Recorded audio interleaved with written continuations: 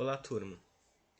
Hoje continuamos então nossa disciplina de Desenvolvimento Econômico 2, entrando no nosso primeiro modelo de crescimento de longo prazo, é o modelo de Solow. O modelo de Solow, ele não, embora não tenha sido o primeiro modelo de crescimento desenvolvido no período pós-teoria geral do Keynes, e que tenta incorporar elementos que expliquem a diferenciação das trajetórias de crescimento dos países no longo prazo, ele é um dos mais populares.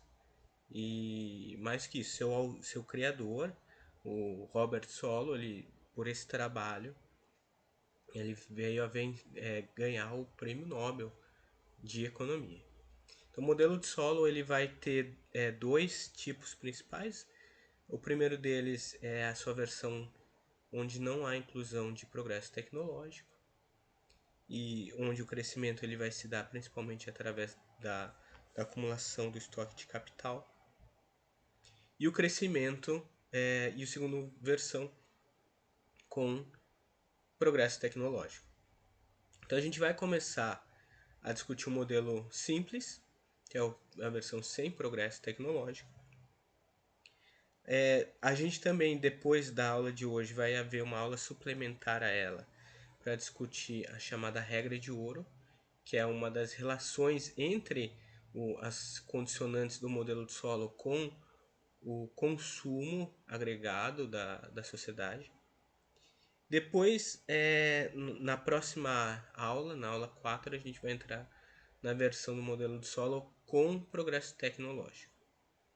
E é importante destacar esse modelo, pois ele serviu de base para todos os outros que o seguiram, seja de maneira crítica, seja através de um aprofundamento dele, como é o caso do modelo AK, que também está no nosso programa da disciplina, um modelo AK desenvolvido pelo Paul Romer e que incorpora a ideia de capital humano, uma versão ao modelo de Solow. Então, antes de mais nada, lembrando aqui que esse modelo ele faz parte de uma tradição dentro da teoria econômica de se buscar entender as causas do crescimento econômico no longo prazo, como foi discutido na aula passada. Então, a questão do crescimento e mais que isso, principalmente os seus diferenciais, ou seja, o que faz a trajetória de um país, de uma região ser diferente da outra, é um ponto central na teoria econômica desde a riqueza das nações do Adam Smith. E só que como foi discutido na aula passada também, durante o período do apogeu da teoria marginalista, lá em 1870, essa temática foi deixada de lado, focando-se mais na ideia de alocação eficiente de recursos como suficiente para entender o desempenho das economias, compreendendo o longo prazo nada mais do que uma sucessão de curtos prazos, ou seja, se o curto prazo tiver um bom desempenho, no longo prazo também se teria. No entanto, principalmente a partir da crise de 29, se compreendeu que não necessariamente esse pressuposto é verdadeiro. E após a contribuição do Keynes na teoria geral, o crescimento ele voltou para o debate acadêmico com os trabalhos dos seus seguidores, os chamados neo-keynesianos, autores da escola de Cambridge, e que estudaram, muitos deles foram alunos do Keynes, sendo que o principal modelo neo-keynesiano desenvolvido nesse período, o mais famoso, foi o do Harold Domar, onde ele pressupõe que a taxa de crescimento, que é representada pelo nosso G, ele vai ser igual a poupança dividido pela proporção capital-produto. Ou seja, à medida em que a proporção capital-produto cresça, a taxa em relação à poupança, a taxa de crescimento é menor. O que isso significa? Que à medida em que há mais estoque de capital por trabalhador, é necessário uma participação maior de poupança para sustentar o investimento, porque por um lado vai ter que ampliar o estoque de capital e por outro lado vai ter que compensar a depreciação do capital existente. Então, à medida em que vai se complexificando a economia, a estrutura produtiva vai crescendo, a taxa de crescimento tende a ser menor e é mais difícil acelerá-la. Isso tem implicações para entender, por exemplo, o porquê alguns países crescem, países mais pobres crescem mais rápido do que países mais ricos. E esse tipo de ideia também vai estar incorporada no modelo de Solow. O modelo do Harold Homer a gente vai estudar com mais atenção na segunda parte desse curso. Contudo, já se adianta que o resultado do Harold Homer é que eles implicavam uma ideia de desequilíbrio, em que não há como se manter uma... Por causa dessa relação de crescimento do capital produto em relação à poupança, a gente não teria como manter uma taxa de crescimento estável no longo prazo. Ela tenderia a cair ou a se estagnar. Então, as nações capitalistas, à medida que crescessem e se tornassem mais... terem uma produtividade mais alta, estoque de capital mais elevado, elas tenderiam à estagnação. O modelo do solo, que a gente vai estudar a partir de hoje, ele tenta trazer um contraponto à abordagem do Harold Homer e mostrar que sim, era possível crescer além dessa relação e que haviam elementos que o modelo do Harold Homer não tratava bem e que poderiam impulsionar a taxa de crescimento para além da relação poupança capital-produto.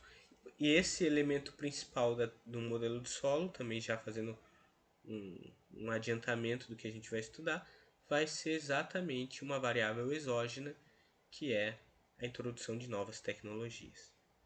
Tá? Então, lá em 1956, a gente vai ter os trabalhos seminais de Robert Solow e de Trevor Swan, que desenvolveu um modelo similar simultaneamente ao Solow, né?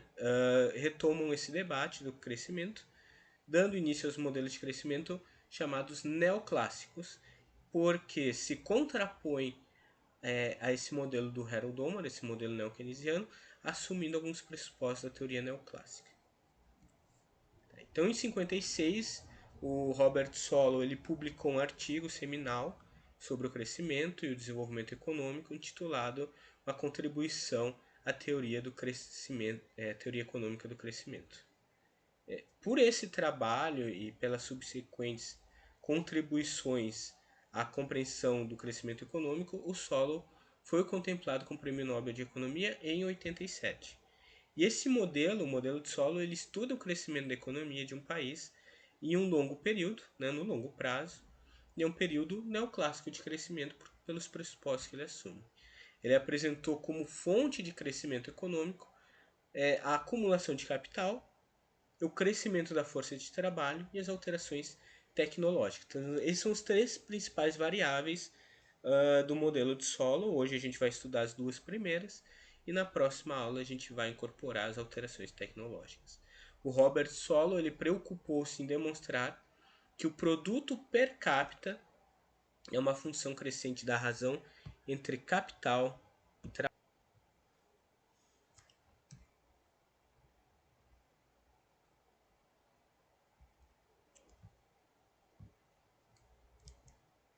Bom, então aqui nesse gráfico a gente pode ver um dos pontos que está ligado a essa preocupação do Solow em estudar o crescimento e a relação do estoque de capital trabalho no longo prazo e os seus efeitos na renda per capita. Então, como a gente discutiu na aula passada também, pequenos acréscimos, pequenas variações em taxa de crescimento no curto prazo, se mantidas continuamente por um longo período de tempo, elas têm um efeito muito grande na renda per capita das regiões.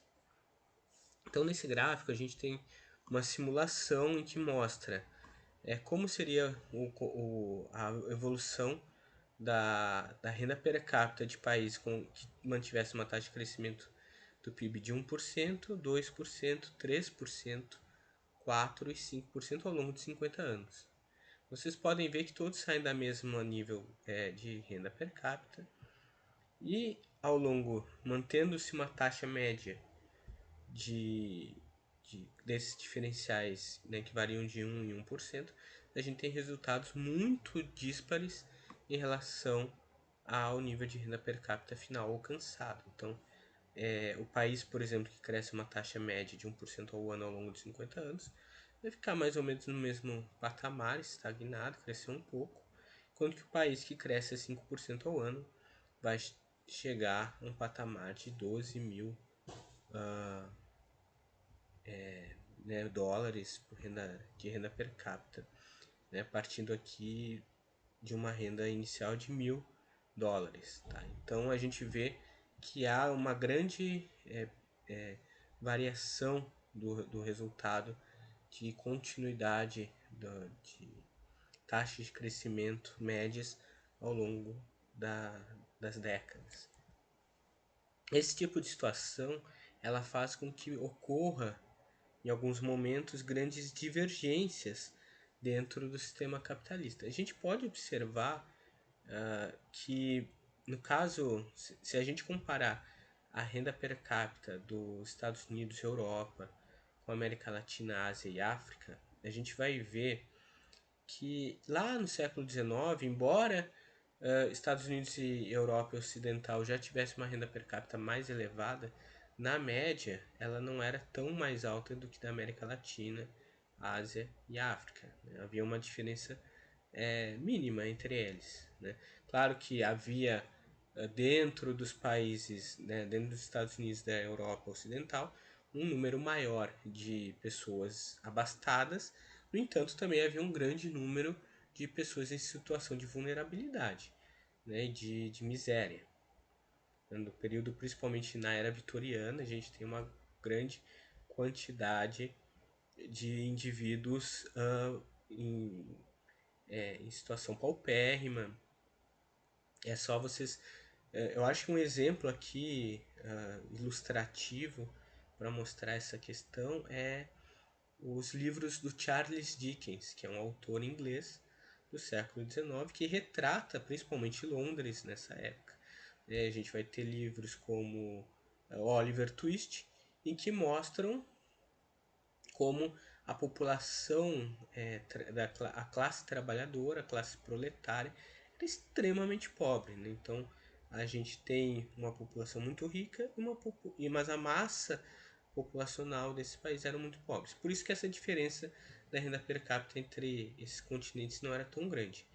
No entanto, quando a gente chega ali na Primeira Guerra Mundial, e principalmente na década de 50, a gente tem uma divergência gigante entre Estados Unidos, né, e o resto do mundo.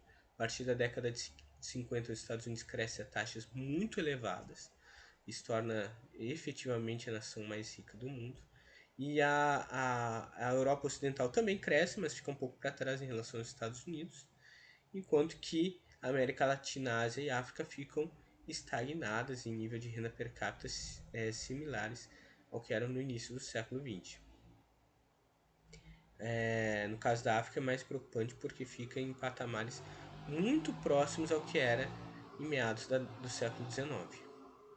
Então vocês observam que nesse momento a gente tem essa grande divergência. Essa grande divergência exatamente coincide com o momento em que a preocupação por desenvolver modelos de crescimento econômico no âmbito da macroeconomia se torna mais latente.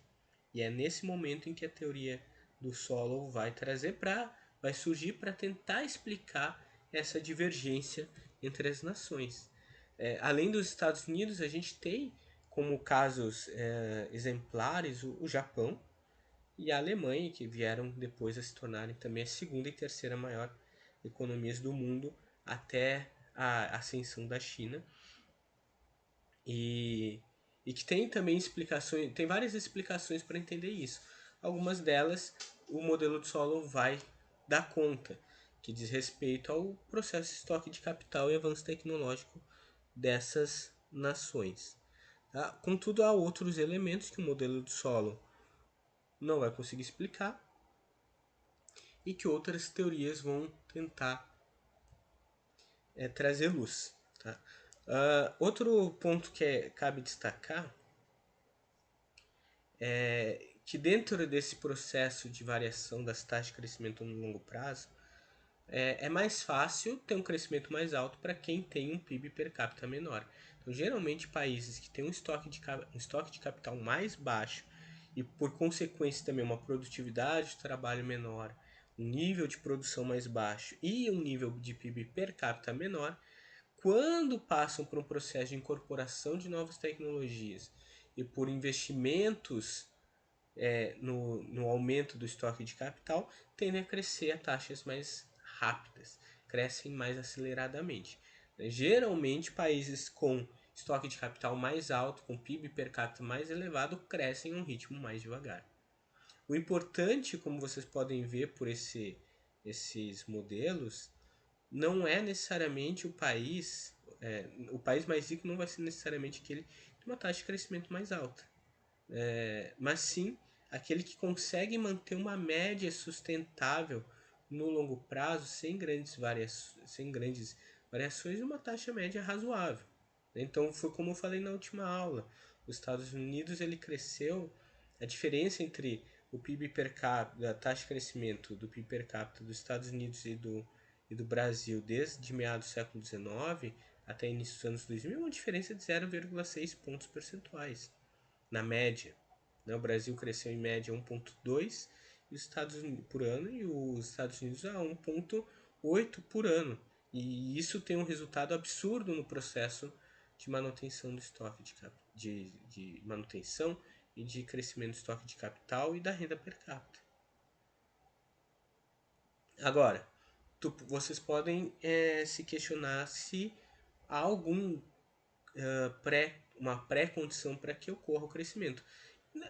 A depender das teorias que vocês forem estudar, vão haver várias explicações. Uma delas, por exemplo, durante muito tempo se colocou que o crescimento da riqueza das nações estava atrelado a fatores geográficos, estava atrelado a questões que dizem respeito, por exemplo,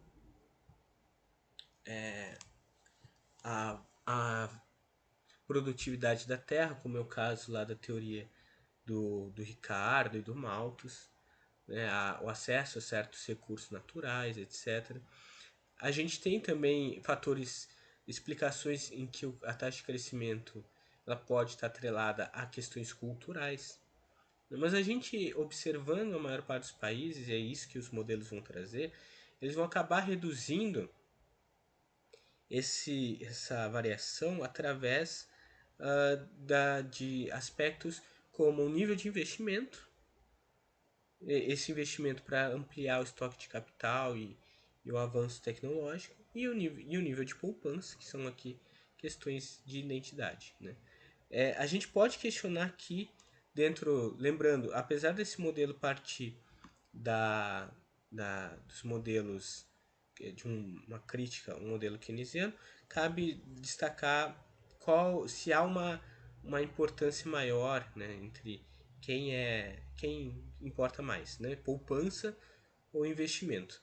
Dentro da teoria neoclássica, a gente geralmente assume que o que importa mais é o nível de poupança, porque é ela que financia o investimento. Enquanto que a teoria keynesiana vai dizer que não necessariamente isso é verdadeiro. As crises elas estão aí para mostrar situações de armadilha de liquidez também, em que o que importa mais é o nível de investimento, né? E que o investimento ele faz com que a renda cresça e isso propicia um aumento da poupança. Dentro da teoria, aquela coisa, dentro da teoria econômica geralmente não é nenhum nem outro, né? Mas meio termo. E a resposta clássica de todo economista é depende. Então, depende do quê? Quando se tem um estoque de capital já estabelecido, né, um nível de desenvolvimento social com uma estrutura produtiva estabelecida, geralmente o nível de investimento importa mais. Mas quando a gente tem uma situação mais precária, em que não há sistema financeiro desenvolvido, não há acesso a títulos, e que possam financiar, a crédito, né, que possam financiar o investimento. Geralmente esse sistema financeiro se desenvolve à medida em que a gente está num avanço maior do modo de produção dentro de uma sociedade. A poupança importa mais. Então aqui um exemplo que eu vou, meio esdrúxulo, que eu vou trazer é daquela série Largados e Pelados que tem lá na, na no National Geographic Channel. Tá? O que é Largados e Pelados mostra? É uma situação em que a gente tem dois indivíduos que são largados numa ilha para sobreviver, completamente nus, em que eles têm que escolher só podem levar um objeto para servir de instrumento para ajudar no processo de sobrevivência. Pode ser uma faca, pode ser uma corda, enfim, é o objeto que eles acharem mais adequado. Geralmente, quem que tem mais chance de sobreviver nesse processo? Embora seja um programa cooperativo, a gente vai ter aqueles que têm uma escolha melhor. Então, por exemplo, quem tiver acesso, por exemplo, a uma faca ou a uma pederneira para fazer fogo, tem uma possibilidade de sobrevivência maior, né? Porque são ferramentas mais capazes de auxiliar no processo de sobrevivência. Do que alguém que, por exemplo, não tem esse tipo de material. Então, pense nesse tipo de situação. Nesse contexto limite, em que não se há, os dois indivíduos não têm nada, quem tiver uma faca, que aqui nesse caso representa a nossa poupança, tem melhores condições de se desenvolver. Vai poder usar ela para cortar madeira, para caçar, né? Cortar madeira pode fazer fogo, pode construir um abrigo, pode se proteger do que aquele que não tem a faca. Então, esse exemplo esdrúxulo é mais para dizer o seguinte, que quando a gente está numa situação em que o crescimento, em que a nação ela é mais pobre, ter uma taxa de poupança mais elevada pesa mais. Porque a partir dela a gente vai possibilitar atrair novos investimentos. Já quando o país ele tem um sistema de crédito, um sistema financeiro desenvolvido, é uma nação mais rica e tem uma estrutura de produtiva mais ampla, o investimento tem um peso maior do que a poupança. Tá? Então, é isso que a gente tem que considerar. A outra pré-condição que geralmente esses modelos vão colocar é a existência de mão de obra, né, particularmente crescimento demográfico. Onde o crescimento demográfico ele tem é uma faca de dois gumes, porque por um lado, à medida em que que cresce o número de trabalhadores, a gente pode produzir mais, né, enquanto, mas isso leva a uma queda da produtividade do trabalho se o estoque de capital não acompanhar o crescimento da população. Então, para manter taxas de crescimento sustentáveis com o aumento do crescimento demográfico, a gente tem um custo mais elevado. Então, necessita-se cada vez mais de novos investimentos e uma taxa de poupança mais alta. Por esse motivo, países desenvolvidos, por mais que tenham um estoque de capital mais alto e que estejam numa situação em que eles saem na frente, eles não conseguem manter taxa de crescimento mais altos que países mais pobres, porque o custo para eles fazerem isso é muito mais alto. Então, agora entrando estritamente no modelo de solo na sua versão simples. Então, primeiro a gente vai ver aqui as hipóteses do modelo. Tá? Então, o modelo de solo é um modelo neoclássico de crescimento. Então, você tem aqui a ideia da validade da lei de Sé, a ideia de que, né, a oferta cria sua procura, né, a ideia principalmente de equilíbrio do mercado, né, de tendência ao equilíbrio. O segundo ponto é que toda a produção que é poupada é investida, ou seja, a gente tem uma identidade de igualdade entre poupança e investimento em todas as situações, né? Então é sempre válido. Poupança e investimento são iguais e por isso vocês vão ver no modelo que há uma troca constante assim de substituir investimento pela sua contraparte poupança. O terceiro hipótese do modelo é que a taxa de poupança ela é exógena, sendo que a poupança é restrição ao investimento, ou seja, O investimento ele só ocorre se houver poupança. Então aqui vale a ideia da teoria neoclássica em que a poupança antecede ao investimento. 4. A taxa de participação da força de trabalho cresce a uma taxa N, que é igual ao crescimento da população. Então, a taxa de crescimento dos trabalhadores é a mesma da taxa de crescimento da população. A gente sabe que isso é uma simplificação, nem sempre isso é verdade, mas né, estatisticamente é uma aproximação. É uma aproximação estatística e que muitas vezes converge, ou pelo menos se aproxima um pouco da realidade. A quinta hipótese é que se assume concorrência perfeita no mercado de bens e fatores.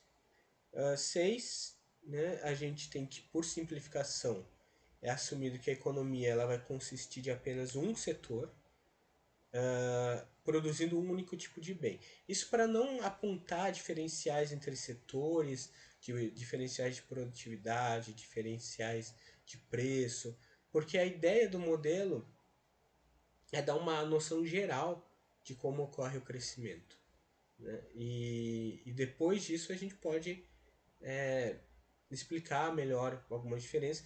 As teorias do comércio internacional conseguem dar conta um pouco desses diferenciais, mas a princípio se assume essa simplificação. Então, se produz um único tipo de bem que pode ser usado tanto para investimento quanto para consumo.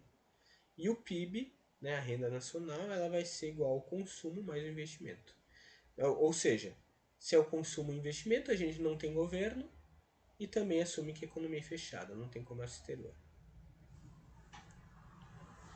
Agora, cuidado, antes de fazerem críticas ao modelo, a gente assume que, bom, o modelo de Solow, assim como todo modelo econômico, é uma simplificação, como pode ser visto.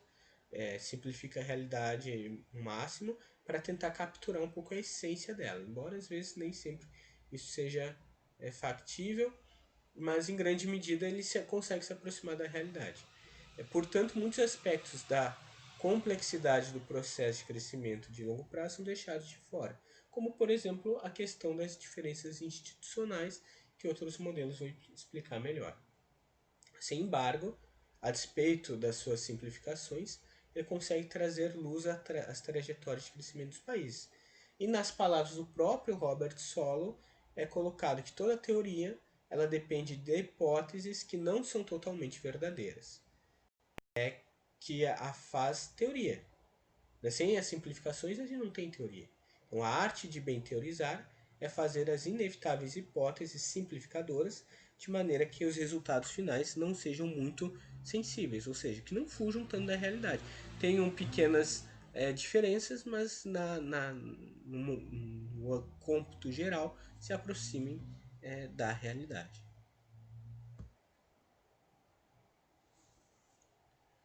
Bom, feitas essas ponderações a respeito das simplificações do modelo e das suas hipóteses, agora a gente vai entrar na sua equação que acaba trazendo, né, essas variáveis, essas hipóteses para dentro, né, do modelo solo.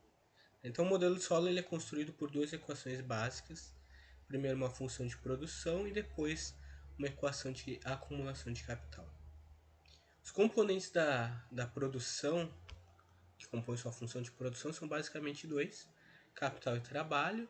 Depois, na segunda versão do modelo, a gente vai ter a inclusão do progresso tecnológico. A função de produção ela vai ser do tipo Cobb-Douglas, onde o y, que é o nível de produção, ele é função do capital e do trabalho, sendo igual a K alfa, elevado a alfa, vezes L, que é o trabalho, 1 menos alfa. O que essa relação de Cobb-Douglas nos traz?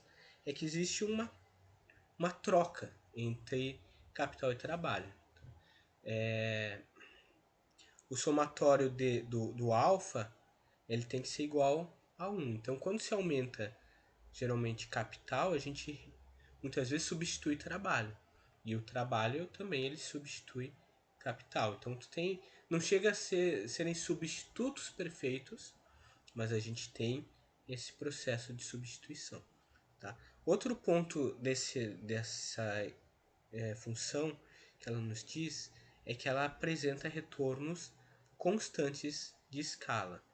Ou seja, se todos os insumos, né, seja capital ou trabalho, forem duplicados, o produto vai dobrar. Então, se por exemplo a gente pegar ali na frente do K e multiplicar ele por 2, ele vai estar o 2 vai estar multiplicando toda a função, por exemplo, e vai fazer com que o produto da função de produção dobre. É isso que está dizendo. Tá? Agora, o outro ponto que ela vai também trazer, além desses retornos constantes de escala, são retornos decrescentes dos fatores de produção.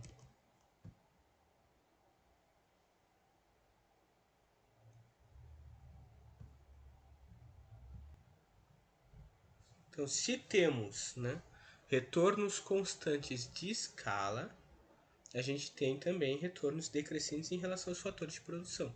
O que significa que se dobrarmos só capital, só o estoque de capital, não teremos o dobro de Y.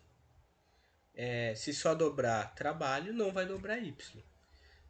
Portanto, a função de produção apresenta retornos constantes de escala e retornos decrescentes em relação aos fatores de produção, por causa daquelas questões ligadas a ser uma Cope-Douglas.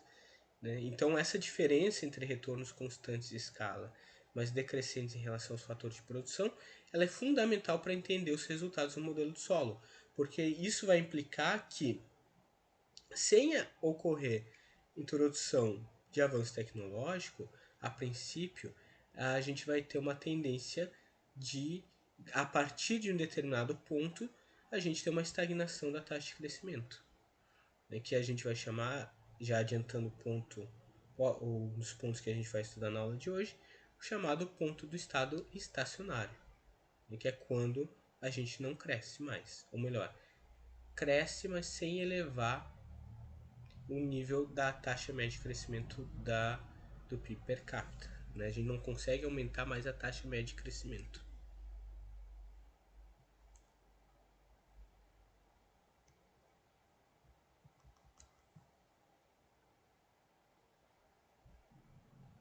Bom, então continuando o nosso modelo, a gente vai agora pensar o seguinte.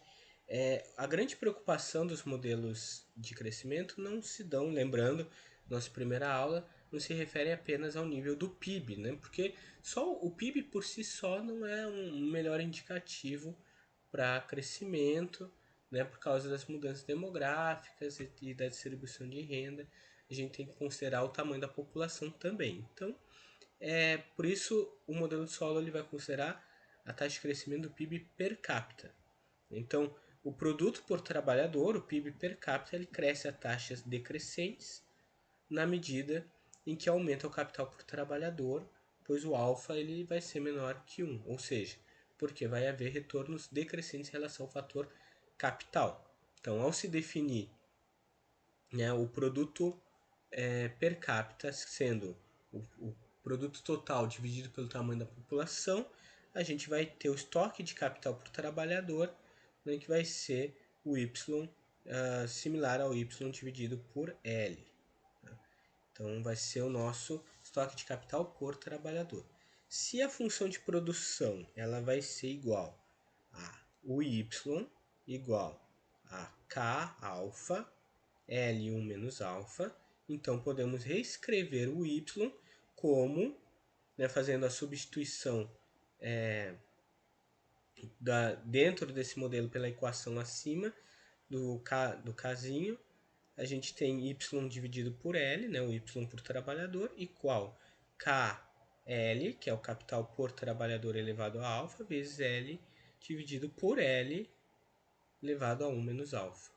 Né? Então, acaba se anulando ali o L sobre L, e a gente vai ter que o Yzinho, né, o nosso produto por trabalhador vai ser igual ao capital por trabalhador elevado a alfa. Então, com mais capital por trabalhador, as empresas elas vão gerar mais produto por trabalhador. Contudo, né, a gente mantém a ideia de retornos decrescentes ao capital por trabalhador, e a cada unidade adicional de capital que damos a um trabalhador, o produto gerado por esse trabalhador cresce menos e menos. Ou seja, aqui vale aquela ideia dos rendimentos marginais decrescentes que vocês viram lá em microeconomia, seguem valendo aqui. Tá? Qual que vai ser o resultado? Bom, pessoal, eu peço desculpas, teve um problema técnico aqui no programa, e por isso eu vou ter que continuar gravando com uma tela um pouco menor para ela não travar, tá? Então, olhando aquele nosso modelo, em que a gente assume, né, que a nosso produto per capita é igual ao estoque de capital per capita por trabalhador elevado a alfa, a gente tem uma função de Cobb-Douglas em que a taxa de crescimento, né, o PIB, né, nosso nível de produto per capita, ele vai crescendo à medida em que cresce o estoque de capital, mas cada vez a um ritmo menor. Então, marginalmente, cada novo acréscimo de estoque de capital resulta em um aumento menor do nível de produto per capita. Por isso, a nossa curva da função de produção no estilo Cobb-Douglas, ela vai assumir, a partir de um determinado ponto, uma função que tende a ser decrescente ao longo do tempo. Tá? Então, ela vira uma curva côncava. E isso, se a gente fizer agora, né, para entender essa curva côncava, o porquê que ela assume essa posição, se a gente fizer uma substituição simples, né, dividindo por L, temos uma função que nos diz que o capital per capita contribui para o crescimento, que é o que a nossa Cobb-Douglas está dizendo. Contribui positivamente, mas a taxas decrescentes. Então, né, por isso, a partir de um determinado ponto, ela tem de ser côncava. Por quê? Né? Isso significa que acréscimos incrementais são decrescentes, então aquela ideia dos rendimentos marginais decrescentes, ou seja, a derivada primeira do PIB per capita é positiva, mas a segunda derivada é negativa. Então, por isso ela tende a assumir esse formato. Isso, no caso do modelo de solo, é importante, pois é por os retornos serem decrescentes que chegaremos ao estado estacionário. E decorre do fato de alfa ser menor que 1. Então, se alfa fosse maior que 1, a gente teria retornos crescentes. Se alfa fosse igual a 1, a gente teria retornos constantes. Como ele é menor que 1 e maior que 0, a gente vai ter esse comportamento decrescente. Né? Então, essa é a nossa primeira equação no modelo solo, nossa função de produção. Depois, junto a ela, vem a segunda função, segunda equação, que é a nossa equação de acumulação de capital. Então, a segunda equação fundamental do modelo solo é uma equação que descreve como o capital se acumula. E ela é dada por K ponto igual a SY menos DK. Né? De acordo com essa equação, a variação no estoque de capital, que é o K ponto, é igual ao montante do investimento bruto, que é o SY, menos o montante da depreciação que ocorre durante o processo produtivo, que é o DK. Agora a gente vai explicar termo a termo essa equação. Então, o termo K ponto é a versão contínua no tempo de K, T mais 1 menos KT, isto é, a variação no estoque de capital por período, ou seja, o quanto variou o estoque de capital de um ano para o outro, por exemplo, ou de um mês ou um semestre, né, dado, né, o período que a gente está estudando. E usamos a notação de ponto, né, para indicar a derivada com relação ao tempo. Então, né? Ele é o K ponto porque ele é uma derivada do estoque de capital em relação à variação do tempo. O segundo termo da equação, que é o SY, ele representa o investimento bruto. De acordo com o Solon, supomos que os trabalhadores, né, que também são consumidores, poupam uma fração constante, que é o S, de sua renda combinada de salários e aluguéis. Então, o Y é igual a WL mais RK. Então, o W é os salários e o R são os aluguéis. Então, a economia ela é fechada de modo que a poupança é igual ao investimento. E a única utilização do investimento nessa economia é a acumulação de capital. Os consumidores, então, alugam esse capital para as empresas que a utilizam na produção, como foi dito anteriormente. Tá? Então, o que a gente tem ali? Né? Esse SY, ele representa um nível de investimento.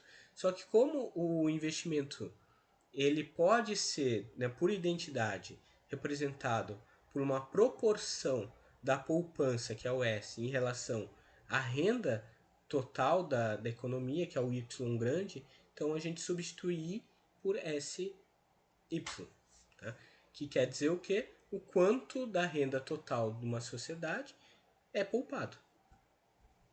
O terceiro termo da equação, que é o dk, né, o ΔK, ele reflete a depreciação do estoque de capital que ocorre durante a produção.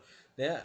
E isso, lembrem, né, que eu falei que essa era uma dificuldade do processo de crescimento, que ia levar no modelo do Harold Ullman aquela situação do fio da navalha. Porque não basta, o investimento ele não vai só aumentar o estoque de capital, ele tem que, para aumentar o estoque de capital, criando investimento novo, né, e comprando capital novo, ele também tem que compensar a depreciação do capital ao longo do tempo. Então, as máquinas que a gente tem, elas se depreciam, seja por questão do tempo de uso, que a máquina perde efetividade, tem que ter mais manutenções, isso aumenta o custo de produção, como também por obsolescência, porque vão surgir outras máquinas melhores, com produtividade mais alta, etc. Então, a forma funcional padrão aqui empregada ela implica que uma fração constante, que é o D, do estoque de capital se deprecia a cada período, qualquer que seja a quantidade produzida. Na maior parte dos modelos vai se assumir, por uma questão contábil, que esse D representa 0,05, de modo que 5% das máquinas e instalações da economia do nosso modelo se desgastam a cada ano. Isso é mais uma simplificação estatística. Tá? Então, o DK ele representa isso, o processo de depreciação do nosso capital.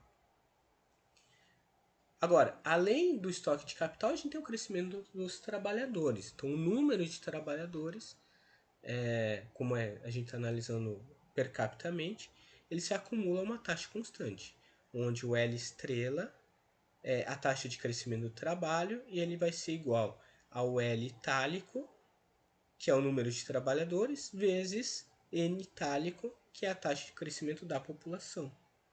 Então, se supondo que eu tenho 1.000 trabalhadores, que é o L grande itálico, e uma taxa de crescimento populacional de 10%, isso implica que a taxa de crescimento do trabalho é de 100 trabalhadores por ano. E essa simplificação no modelo de solo, lembrando que a gente está supondo uma economia fechada, que não tem migração, e que a gente tem livre mobilidade de capital, porque também é um modelo neoclássico, ela elimina do modelo questões como o desemprego, né, ou seja, pelo menos o desemprego involuntário, né, aquele desemprego que é típico da teoria do Keynes, né, o desemprego que existia aqui ele vai ser voluntário e friccional, e migrações e mobilidade de força de trabalho. Então, a gente não tem essa questão, né? Tem livre mobilidade interna aqui, não há grandes questões, mas a economia é fechada, então também não tem mobilidade de um país para o outro, de região diferente para outra. Em termos de renda por trabalhador e do estoque de capital por trabalhador, a gente vai ter então que o K ponto, né?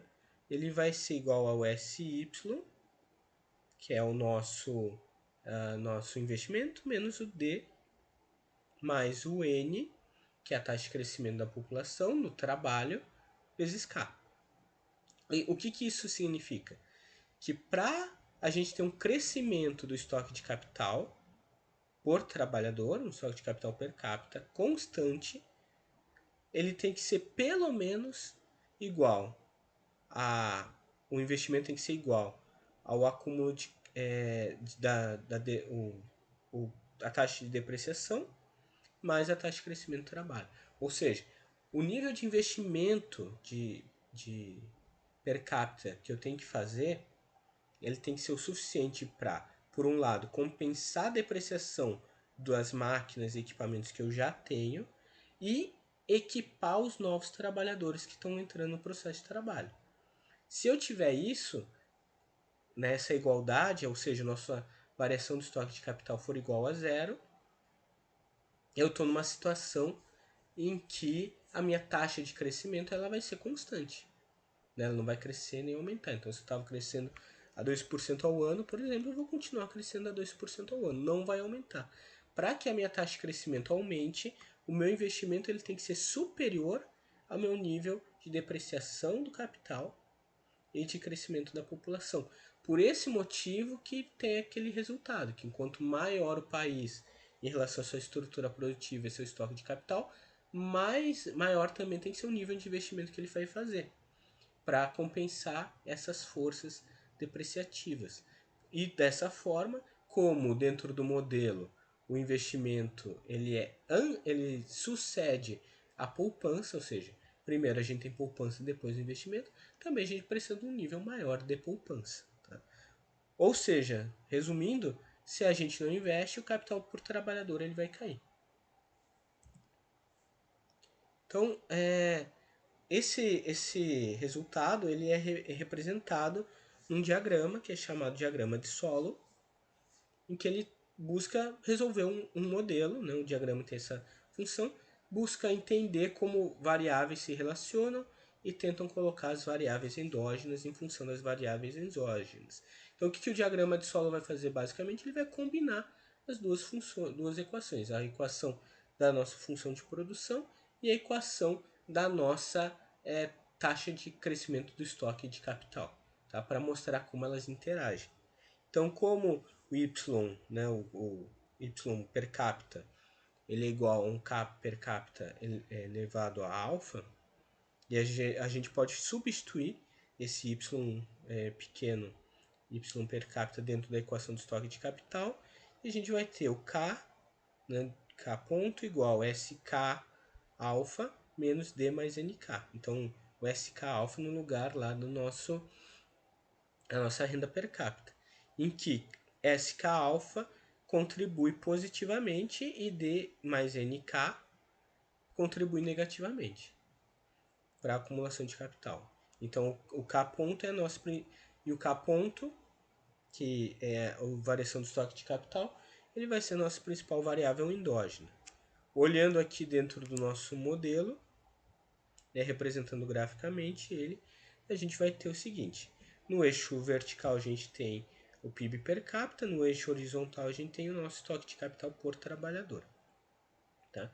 A nossa curva, né, onde a gente tem ali o SK alfa, ela representa a nossa função de produção, e no nosso modelo e que nesse nossa função de produção, mas com o nosso nível de investimento e nossa poupança. Então, ela representa basicamente os fatores que fazem nossa função de produção crescer, que é o nível de investimento. E a nossa curva, a nossa reta ali vermelha, ela representa os fatores depreciativos que vão crescendo ao longo do tempo. Então, a depreciação ela sempre ocorre, inevitavelmente os fatores de produção vão se depreciar, mas a nossa taxa de crescimento do demográfico também sempre varia, tende a crescer. Então, o que vai mostrando, basicamente, é que a gente está tendo um aumento do nível de produção de produto per capita à medida em que a nossa taxa de investimento, que é o SK alfa, está acima da reta vermelha, que é a nossos elementos que servem de contrapeso para o estoque de capital. Tá? Então, à medida em que a nossa curva está acima, em que o poupança e investimento são superiores à depreciação e taxa de crescimento da população, a gente está tendo um aumento da taxa de crescimento econômico. Ou seja, não só a economia está crescendo, como ela está crescendo a um ritmo mais elevado. Então ela está se acelerando. E ela está partindo então de um ponto, aqui no nosso gráfico, do ponto K0 para o ponto K estrela. No ponto K0, a gente tem um nível de investimento maior que o nível da depreciação. Então a gente tem uma acumulação de capital. Quando a gente chega no ponto K estrela, a gente tem uma situação em que o nível do investimento, né, e da poupança ela vai se equivaler ao necessário para ser o suficiente para compensar a depreciação e a taxa de crescimento populacional. Então, nesse ponto, nosso estoque de acumulação de capital é zero. Por esse motivo, a nossa taxa de crescimento do PIB per capita estaciona. Ou seja, não é que a economia não cresça, mas ela vai crescer num ritmo constante. Tá? Então, por exemplo, supondo nesse modelo que lá no início a gente está crescendo a 0% e deve aumentando, de modo que quando chega lá no K estrela, a gente esteja crescendo a 5% ao ano. Então, nosso PIB per capita. A partir dali, se nada mais ocorrer, não tiver nenhum fator novo, a gente vai continuar crescendo a 5% ao ano. Vai se estacionar. Tá? Então, por esse motivo, a gente chama esse ponto de estado estacionário. Então, o produto por trabalhador ou renda per capita no estado estacionário, ele vai ser dado pelo nosso K ponto igual a zero. Tá? Onde o SY, né, que é necessário para fazer o investimento, ele é igual à nossa taxa de depreciação mais a taxa de crescimento populacional vezes o estoque, né, de capital por trabalhador. Ou seja, a nossa variação do estoque de capital é igual a zero. De onde se verifica que a renda per capita depende, entre outros fatores, da taxa de poupança, e uma nova taxa de poupança leva a um novo estado estacionário. Ou seja, por que a gente chegou naquele ponto do estado estacionário no gráfico anterior em K estrela? Porque a gente tem um SY num determinado patamar. Agora, suponhamos que esse SY cresça. Né? O que aconteceria? A gente deslocaria a nossa curva do SY para cima e nesse momento a gente vai ter um novo estado estacionário, em que teremos uma taxa de crescimento do PIB per capita mais elevada do que a anterior, PIB per capita também mais alto, né, porque vai se demorar mais tempo para chegar no estado estacionário. Então, o que o modelo de solo está colocando aqui? Que à medida em que nosso estoque de capital ele cresça, né, o que se torna fundamental para que a gente possibilite uma aceleração do crescimento econômico é um aumento do investimento através de um aumento da poupança. Qual que é a dificuldade que se encontra aqui? É que enquanto maior a economia, maior a estrutura produtiva, maior o estoque de capital que a gente tem, mais poupança a gente vai precisar e mais difícil vai ser ter acesso a ela. Então o esforço para realizar novos investimentos serão muito grandes. Por esse motivo, países que são mais ricos, tendem a crescer em ritmos mais lentos, enquanto países mais pobres tendem a crescer a ritmos mais elevados, né, havendo investimento, porque eles têm um estoque de capital mais baixo. Nesse sentido, daí também adiantando um ponto que a gente vai entrar na aula, é que dos resultados do modelo de Solow, que implicado por isso, é a possibilidade de convergência dos países. Então, é uma visão otimista de que, não havendo barreiras comerciais dentro da economia mundial, nem barreiras de mobilidade de capital, a gente poderia levar sim a um processo de convergência das nações em nível de riqueza, à medida em que há uma tendência dos países ricos estacionar enquanto os países pobres eles avançam mais rapidamente. Então, havendo essa condição, a gente possivelmente poderia levar um cenário em que o capitalismo levaria a um crescimento mais equânime do nível de renda per capita ao redor do mundo, uma melhor distribuição de renda ao redor do mundo. A gente sabe que isso não aconteceu ao longo do século XX. Durante a década da Era de Ouro, ali nos anos 50 e 60, quando o Solo está estudando isso, aparenta-se que se está atendendo a isso. No entanto, depois essa convergência se reverte. Daí vão vir outros modelos para tentar explicar isso. Mas esse é um tópico a ser visto nas próximas aulas. Tá? Então eu encerro aqui. Eu vou fazer um vídeo extra para discutir com vocês a questão da regra de ouro, ainda nesse modelo de solo sem progresso tecnológico. E na aula 4 a gente entra no modelo de solo com progresso tecnológico. Então, bons estudos a todos e todas. Qualquer dúvida, estou à disposição.